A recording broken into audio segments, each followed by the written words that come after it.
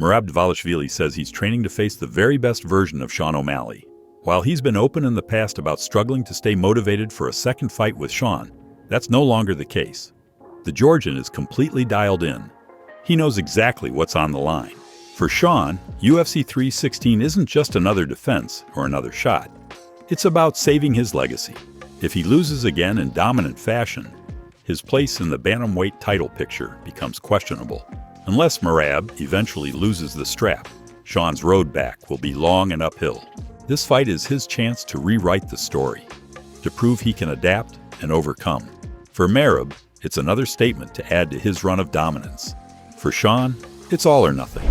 Before we continue further, don't forget to subscribe so you never miss out on major MMA updates and interviews from your favorite fighters. Let's get straight into it. I'm waiting and I'm accepting the best version of Sean O'Malley, and that's my job to take this fight serious. I should not look down him, because I'm ready to worse, and hopefully I'm gonna make much easier. Yeah, I don't think about kissing this time, but we'll see. What never say never. But I was thinking to finish him. So, and then same time think about kiss, it's hard, If you finish somebody, how dare you to kiss the guy, So you cannot do that, You cannot think both same time, So every fight is very important UFC to win. Moving up next we have Gilbert Burns admits he's stuck when it comes to choosing between Ilia Topuria and Charles Oliveira. Both men are important to him. Ilia has been a frequent training partner, and Charles is a fellow Brazilian and longtime friend. During a recent podcast, Burns broke down the matchup with respect for both sides, but his co-host wasn't pulling any punches. He claimed Ilia would submit Oliveira even faster than Islam Makhachev did. That's a serious statement considering Charles's legendary submission record and experience. But El Matador isn't just known for power shots. His grappling tends to fly under the radar.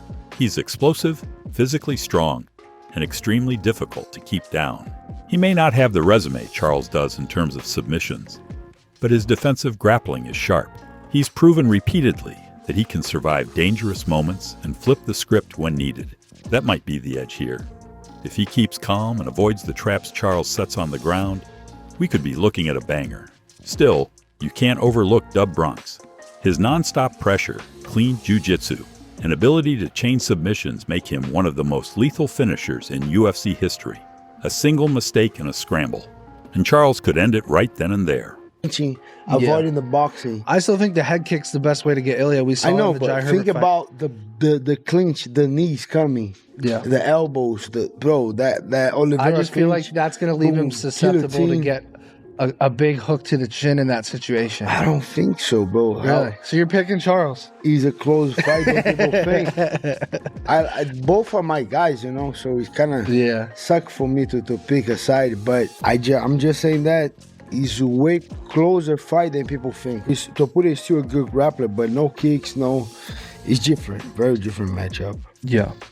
No, I agree. And I'm not one to count out Charles Oliveira, but did. No, I think it's a great matchup for Ilia. But when you get knocked down by Islam goes right to the ground and subs him. I truly believe that Ilia is going to look at that fight and try to submit Charles faster than Islam did. And he's going to come out and then make that as a statement. So he gets the knockdown, he goes to the ground, subs him. Moving up next we have Chael Sonnen's back at it, stirring up more heat, this time by exposing a private chat between Tom Aspinall and Daniel Cormier. Apparently, Chael had asked DC to invite Tom onto the Chael Sonnen show, but Tom shut it down. And then Chael aired out exactly what was said behind the scenes. But first, let's be honest, the Jon Jones versus Aspinall situation is getting stale. What was once the dream matchup has now become a frustrating standstill.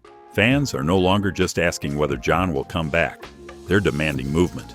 The heavyweight belt is locked away. The energy around the division is dead. Over 150,000 fans have even signed a petition to have the UFC strip Jones of his title. At this point, many fans aren't even fussed about Jon versus Aspinall. They just want the division to move again. They want a champion who fights. The obvious fix? Let Aspinall compete for the vacant title. Whether it's against Cyril Gane or someone else in the top 5, it's time to crown an active champion and bring life back to heavyweight. And Daniel asked Tom on my behalf if he'll come on over here. And Tom said no, but he didn't say no because it was he wanted to make it clear. No one's getting a yes. And the reason is because he's frustrated. This is Tom talking. These are Tom's exact words. Hey, Daniel, tell Chael I'm not coming on over there, but I'm not doing interviews anywhere. I'm frustrated. I have nothing left to talk about. This is what Tom says. Now, see, this is an interview. This actually is something. Nothing is something, right? Bruce Lee himself said having no strategy going into a fight is a strategy. So Tom having nothing to talk about because he's frustrated, because he's already said it all, because he has not gathered any new information. It's making him mad against his own allies. Tom would look at Daniel and, of course, Chael as inner circle. And he's telling us no, because internally it's driving him crazy. Now, don't forget where Tom stands. I don't want you to forget that. Tom is not demanding Jon Jones. Tom is demanding bring in Cyril Gane, bring in Volkov. Ilia Topuria and Arman Tsarukyan get heated over recent comments. Ilia Topuria and Arman Tsarukyan are going back and forth, and they haven't even signed a bout agreement. Even though both fighters were born in Georgia, there's clearly no brotherhood between them. Now that El Matador has moved to lightweight, fans have floated the idea of a possible clash with Arman. But when asked about it, Ilia brushed it off in an interview with Luis Cardoso, saying, Arman needs to develop a little more. Instead, he focused on names like Charles Oliveira and Dustin Poirier as opponents more worthy of his time. That didn't sit well with Arman. Fresh off submitting Patricky Pitbull in a grappling contest via rear-naked choke, he made sure to send a message. In a post-match interview, the Armenian lightweight didn't hold back. He promised to finish Ilia with elbows on the ground and said taking him down would be a breeze. This is a different Arman, not the respectful, quiet contender we've come to expect. Ilia's words clearly hit a nerve, and now fans are pointing out that Ilia seems to be feuding with half the roster.